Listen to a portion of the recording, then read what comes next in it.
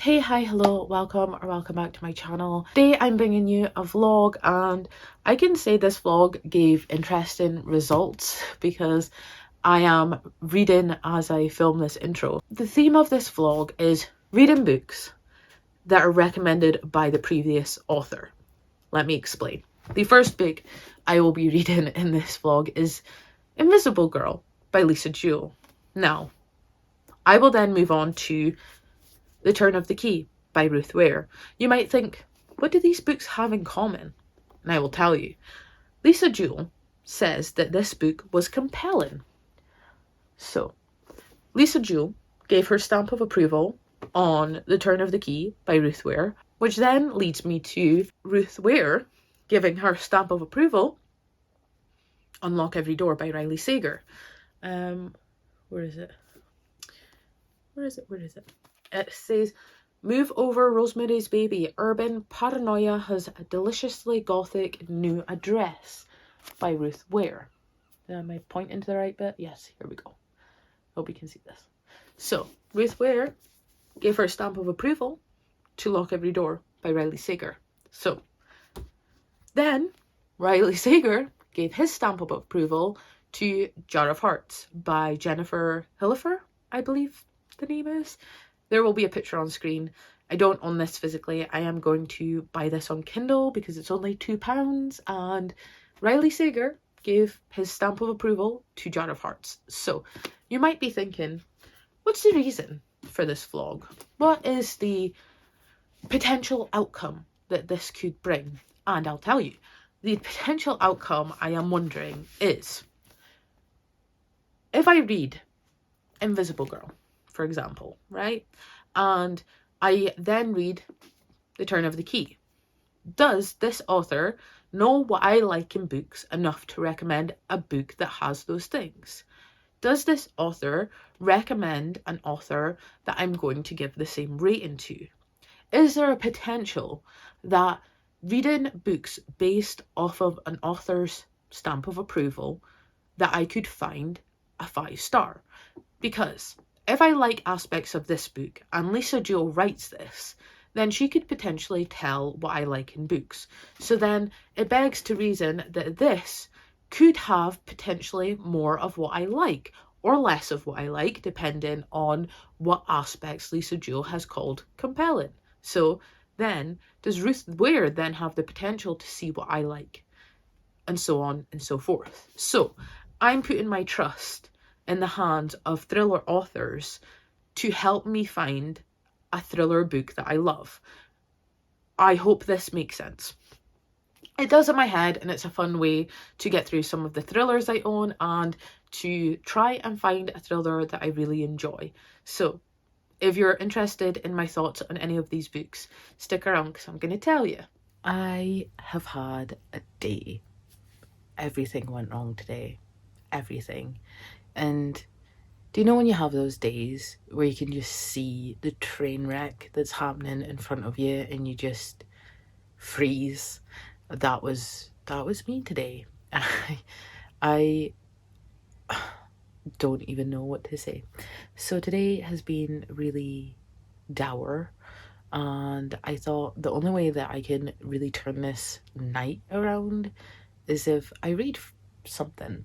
And I finished Lisa Jewell's Invisible Girl, and I really enjoyed this. In this story, we follow a family. I should probably look and make sure I'm not giving spoilers. In this book, we follow a family. We have Kate, Rowan, Georgia, and Josh. And Kate and Rowan are the mum and dad. They're having a hard time because Kate suspects her husband was having an affair, and they're kind of coming off the back of that, and they're in like a rental posh neighborhood compared to their old house because their old house getting renovated.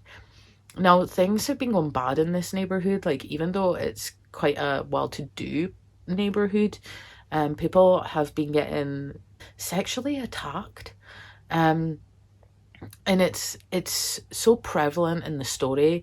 So if you want to read this, please look up trigger warnings. I will say that because there's so much bloody triggers in this book. So we follow the family, and then we follow Sapphire, who is an ex-patient of Rowan's, the husband, because he's a child psychologist, and they were working together for a while, and then he was like, you're fine, like there's nothing more I can do for you, go out and be, sort of thing.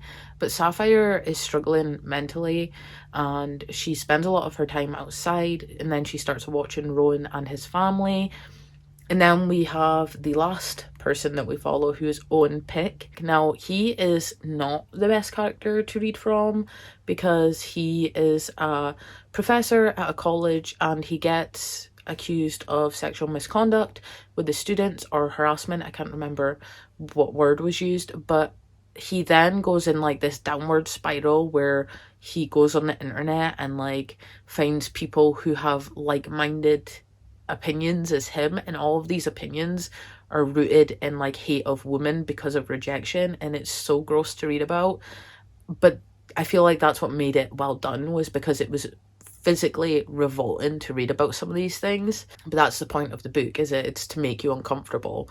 And I think the writing was quite well done. I liked the weaving of the stories, because when you step back, like none of these characters have anything in common apart from they live in the same neighborhood.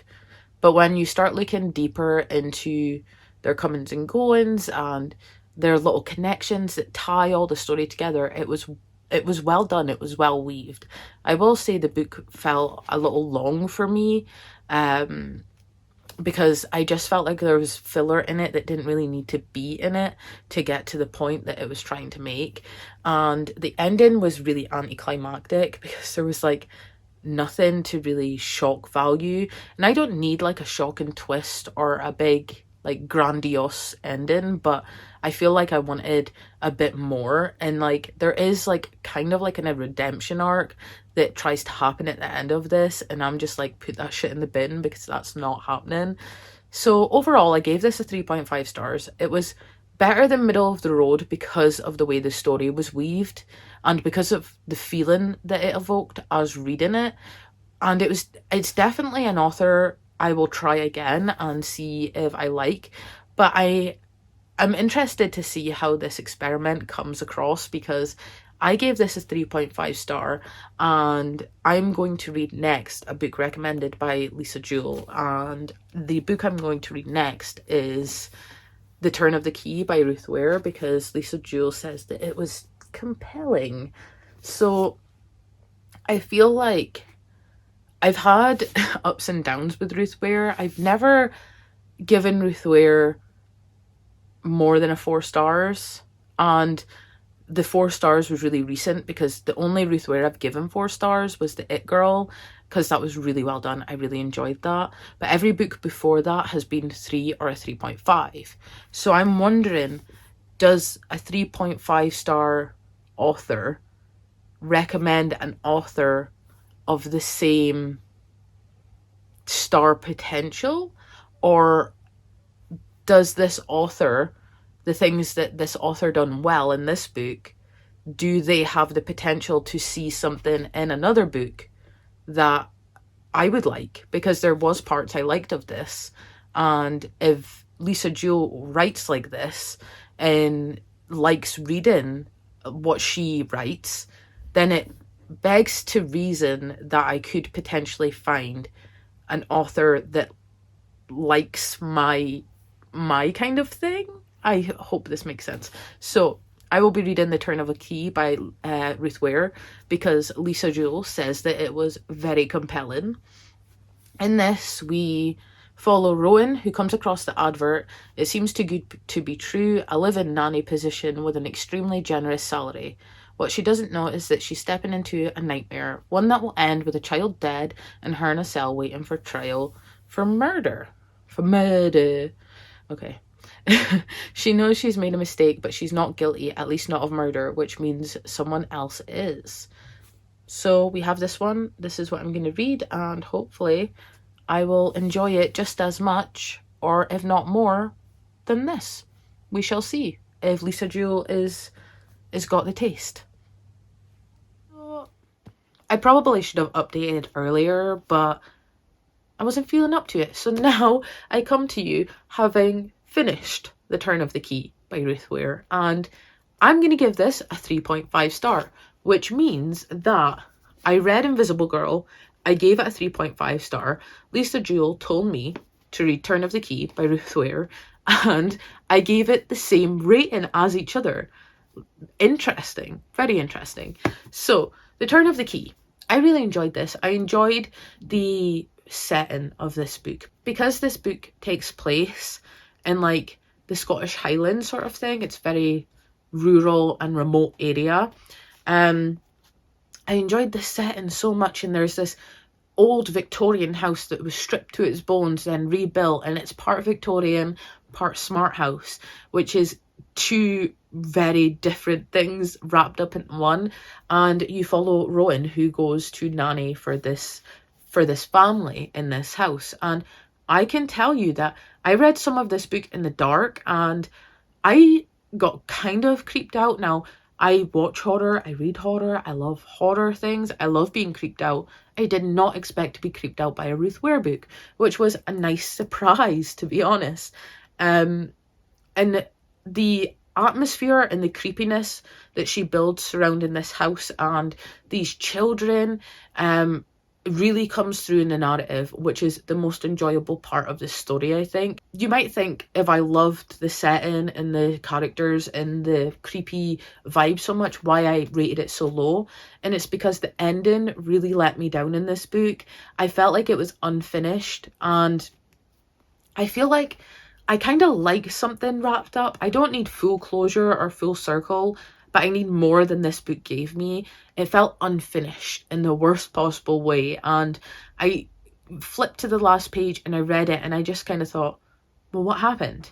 Like, what was the ending? Like, that's how you end it? Like, no. I have spent 340 pages with these characters trying to understand why a child ends up dead and someone ends up in jail who claims they are innocent, and you give me that ending? That ending was so shit. So I give it a 3.5 stars on the basis that I really enjoyed the atmosphere, the setting, and the characters were really well developed, and the fact that the ending was so shit. So this could have had the potential to be an even higher rating if the ending was different, which unfortunately just let me down so much. But now, because I've read The Turn of the Key by Ruth Ware, I'm going to move on to Lock Every Door by Riley Sager. And this says, no visitors, no nights spent away from the apartment, no disturbing the other residents. These are the only rules for Jules Larson's new job as an apartment sitter at the Bartholomew, one of Manhattan's most high-profile private buildings and home to the rich and famous. Recently heartbroken and practically homeless, Jules readily accepts the terms.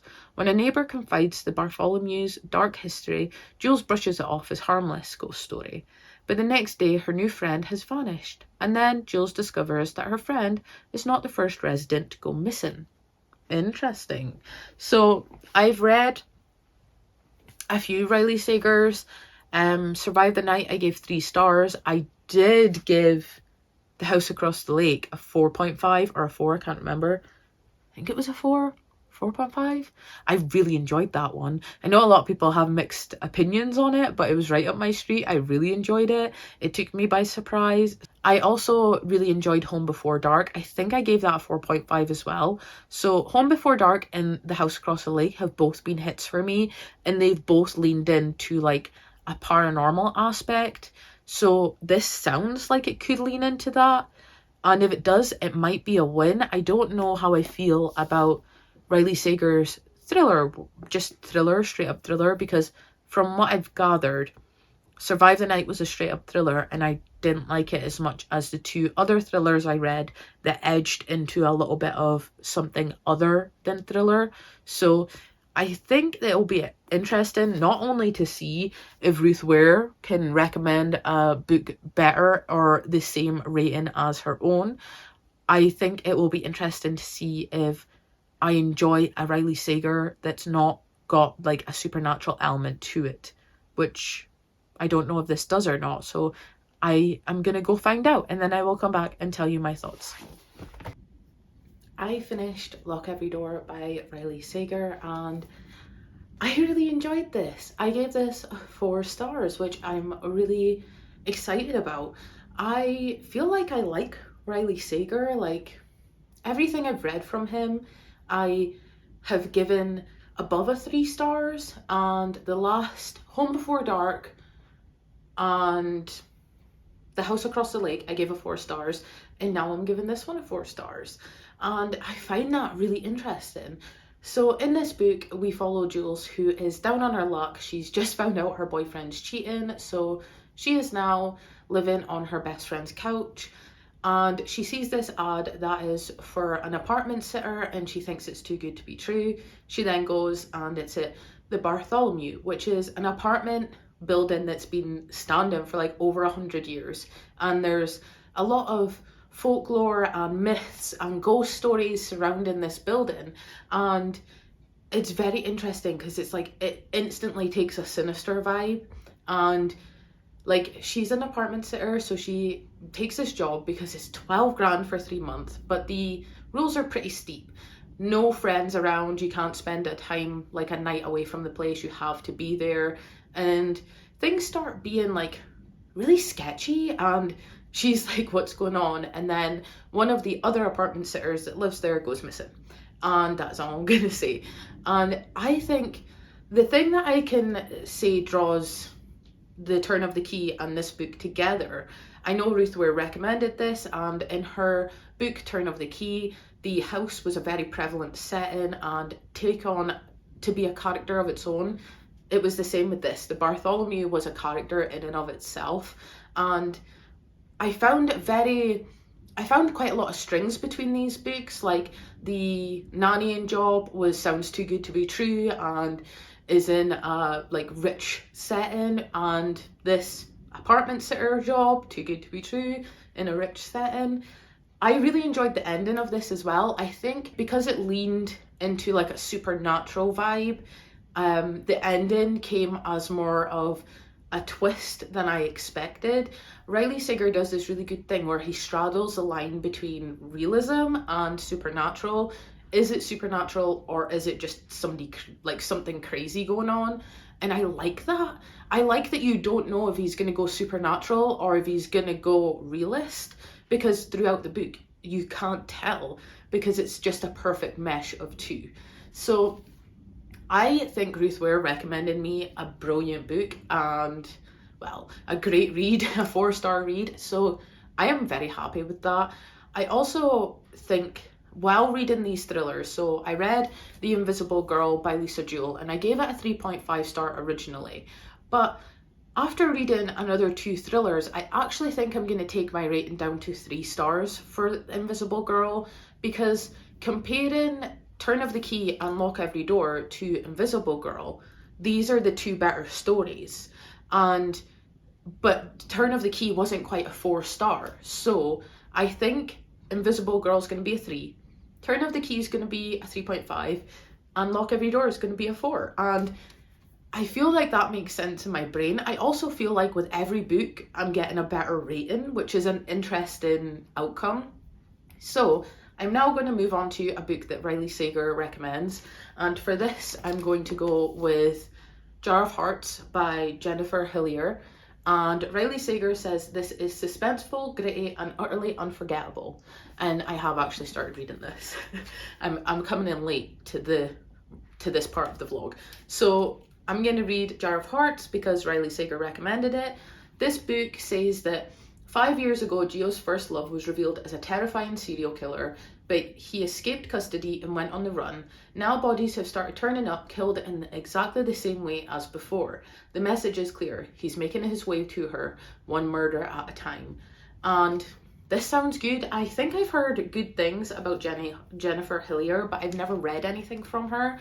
So I'm excited to see if there's any strings between these 2 books, because I feel like Invisible Girl and Turn of the Key didn't have much strings, apart from when you're up close, nothing looks like it is connected, and then when you step back, everything's connected. And that's like the thing that connected Invisible Girl with Turn of the Key. And then Turn is the Key with Lock Every Door had very similar premises in the way that, like, the story starts, and I find that very interesting. So I am excited. Why is my hair just everywhere?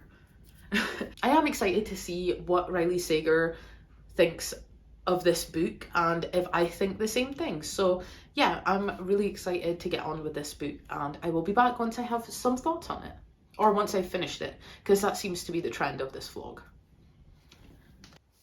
I finished Jar of Hearts by Jennifer Hillier, and I really enjoyed this. I gave this a 4 stars, which means Riley Sager recommended me a 4-star book. So I got a 4-star book from a 4-star book. That's interesting.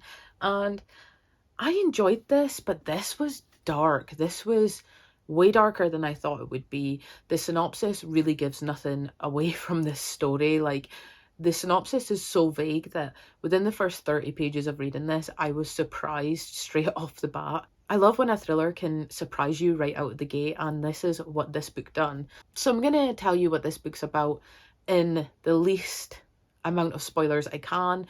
I will be spoiling like the first 30 pages because I can't not, because part of this story is so big that's not in the synopsis. So in this, we follow Georgina, who at the start of this book is on trial for a crime, and she goes to prison for 5 years because her involvement with this crime.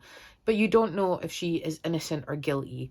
And the thing is this book has got so much triggers. If you're going to read this, please look up trigger warnings, because this book is hella dark. I think because of certain scenes in this, and because there are quite a few of them, this actually edges into more realistic horror for me, just because of the grotesque kind of, like, the over the top grossness of this book is like horror for me. So just keep that in mind if you plan on picking this up. But I will say that it is a really good thriller.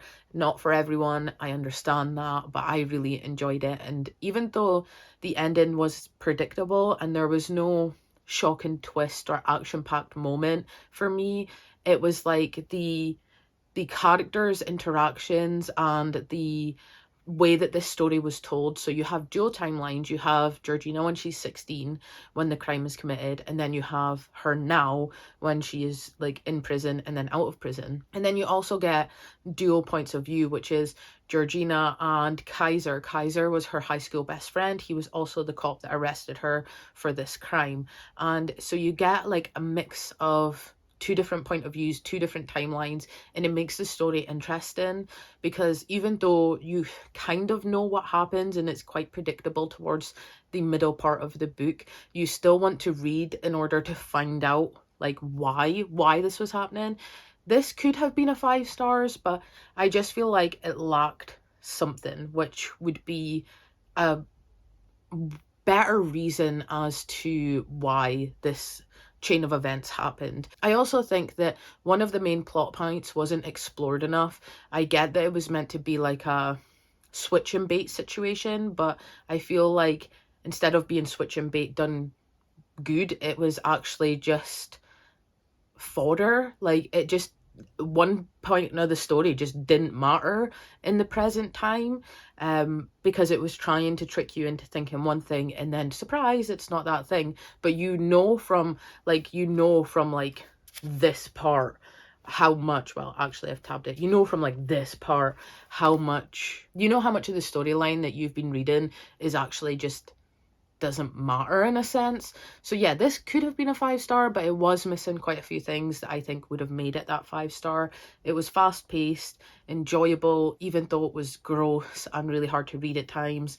I do think that this was a good thriller, and I definitely have interest in picking up more from this author. I tabbed a few things that I found really interesting, as in like social commentary.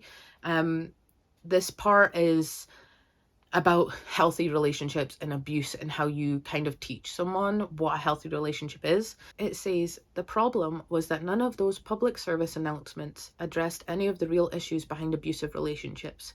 A relationship isn't supposed to make you feel out of control. It's not supposed to consume you. It's not supposed to change you into someone you don't want to be. But how do you teach that? How do you explain to someone who's never been in a romantic relationship what a healthy relationship feels like?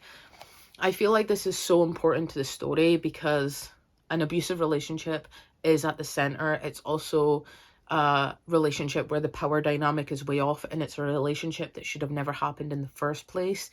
But it is important in the story, and I feel like this is such like a social commentary on how do we teach children that what a healthy relationship is.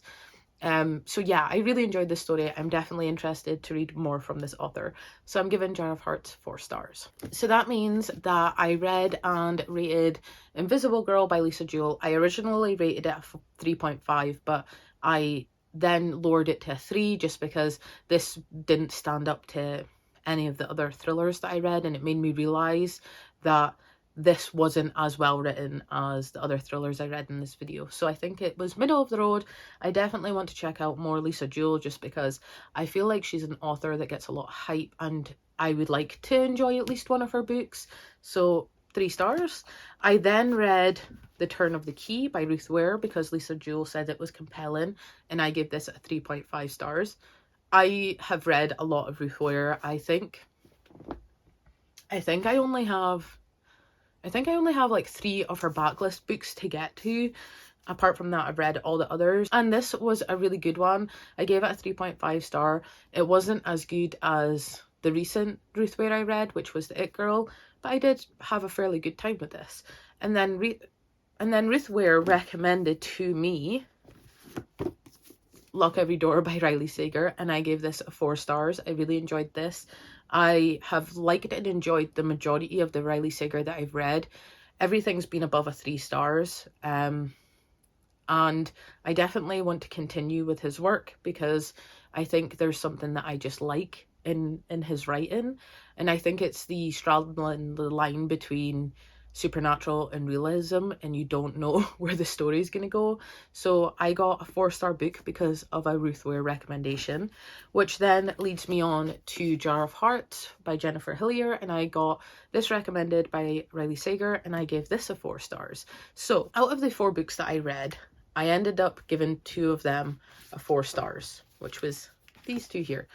And these were recommended by Ruth Ware and Riley Sager. I have decided that I'm going to do a follow-up video to this, and I'm going to read, if I don't drop all the books, I'm going to read another 2 books each recommended from these authors to see if I can replicate more 4-star thrillers. So I'm going to read 2 more books from Riley Sager's recommendation and 2 more books from Ruth Ware's recommendation to see if, because they've recommended me 4-star books, to see if I can replicate that, and if these authors can recommend more 4-star books. And if they can, then I think I will just pick up stuff that they recommend more often because I obviously like what they like in thrillers. So if you're interested to see a follow-up of this video of me reading more books recommended by these 2 authors, then subscribe, hit the bell to be notified when I take out that video. I hope it will be fairly soon, but I'm really excited to try more books from these authors because a 4-star thriller is like hard to find. So if I can replicate that in another video, I would be really happy with that, and then it means that I will trust Riley Sager and Ruth Ware's opinion on thrillers going into the future, and if there's any that have been marked approved by these authors, I will read them. But I will have to see if I can replicate the results first, and that will be coming soon. So that is it. That is all I have for you today. Thank you so very much for watching. I hope you enjoyed this vlog. I had so much fun making it. It was really fun and entertaining, and I read the books really quickly, and I'm pretty proud of myself. So I hope you really enjoyed this video, and if you did, remember to like and subscribe and hit the bell to be notified for my future videos. But thank you again, and I hope you have a great day, great week, great weekend whenever you're watching this. Remember to stay safe, happy and healthy, and I will see you next time. Bye. Pick it up from the top, hit restart. So far it's been so